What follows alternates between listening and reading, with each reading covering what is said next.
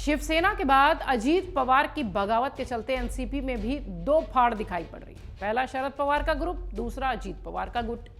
दोनों ही गुट एनसीपी पर दावा कर रहे हैं। आने वाले दिनों में यह साफ हो जाएगा कि आखिरकार एनसीपी किसकी होगी, क्या अजीत की हो जाएगी या फिर दोबारा शरद पवार के पास रहेगी। इन सभी सवालों के जवाब जानने से पहले यह जान लीजिए कि 8 जुलाई को शरद पवार क्यों भावुक हुए थे और उन्हें आखिर क्यों माफी मांगनी पड़ी थी। दरअसल पार्टी विभाजन के बाद पार्टी अध्यक्ष शरद पवार 8 जुलाई को पहली बार सार्वजनिक बैठक करने पहुंचे थे। पवार ने नासिक के येवला में सभा को संबोधित किया। भाषण की शुरुआत में शरद पवार ने कहा कि मैं आज यहाँ क्यों आया हूँ, मैं यहाँ किसी की प्रशंसा करने नहीं आया हूँ और ना ही किसी की आलोचना करने आया हूँ। मैं यहाँ सिर्फ माफी मांगने आया हूँ। मैं मतदाताओं से माफी मांगने आया हूँ। क्षमा करें क्योंकि मेरा अनुमान गलत था। मेरा अनुमान बहुत गलत नहीं है, लेकिन यहाँ मेरा अनुमान गलत हो गया। मेरे फैसले से आप सभी को तकलीफ हुई होगी, इसके लिए मैं आप सबसे माफी मांगता हूं, ये मेरा कर्तव्य है। शरद पवार ने कहा कि मुझे माफी मांगनी चाहिए क्योंकि आज या कल मुझे लोगों का सामना करना ही पड़ेगा। कभी कभी लोगों के सामने जाने का समय आ जाएगा। वो समय आज आ गया, कल आ गया, परसों आ गया, 1 महीने बाद आ गया, लेकिन वो समय आएगा तो जरूर। इसलिए मैं क्षमा चाहता हूं। मैं दोबारा ऐसी गलती नहीं करूंगा, सही परिणाम दूंगा। इसलिए मैं निर्वाचन क्षेत्र के लोगों के समर्थन के बिना ही रहूंगा। भावुक हुए एनसीपी अध्यक्ष शरद पवार ने प्रेस कॉन्फ्रेंस में खेद व्यक्त किया। वो पार्टी के विभाजन की भविष्यवाणी नहीं कर पाए, इसका उन्हें खेद था।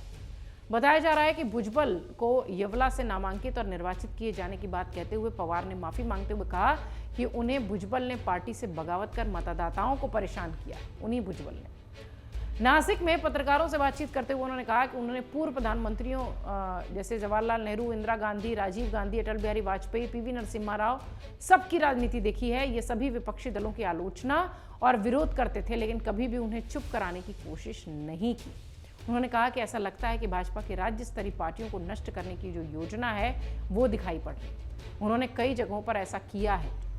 चुनावी लोकतंत्र में विपक्षी दल उतना ही महत्वपूर्ण है जितना कि सत्तारूढ़ दल, लेकिन भाजपा की नीति विपक्ष को कमजोर करने की है, तोड़ने की है। शरद पवार ने कहा कि भाजपा जानती है कि उसके लिए क्या होने वाला है और इसलिए वो 2024 में लोकसभा में बहुमत सुनिश्चित करने के लिए अन्य दलों को तोड़ रही है। उन्होंने ये भी कहा कि ये चुनावी लोकतंत्र के लिए बहुत हानिकारक है। एनसीपी प्रमुख ये भी कहते दिखाई पड़े कि उन लोगों पर विचार नहीं करते जिनसे उनका मतभेद है।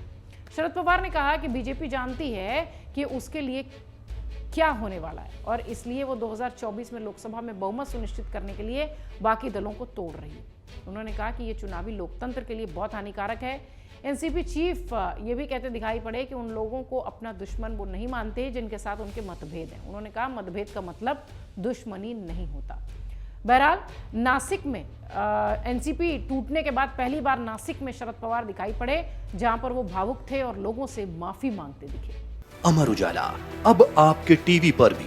अपने स्मार्ट टीवी पर YouTube पर सर्च करें अमर उजाला, चैनल सब्सक्राइब करें और देखें ताजा खबरें, वो भी HD क्वालिटी में। और हाँ, बेल आइकन दबाना ना भूलें ताकि हर खबर हो आपके घर। अमर उजाला, निष्पक्ष, निर्भीक, निरंतर।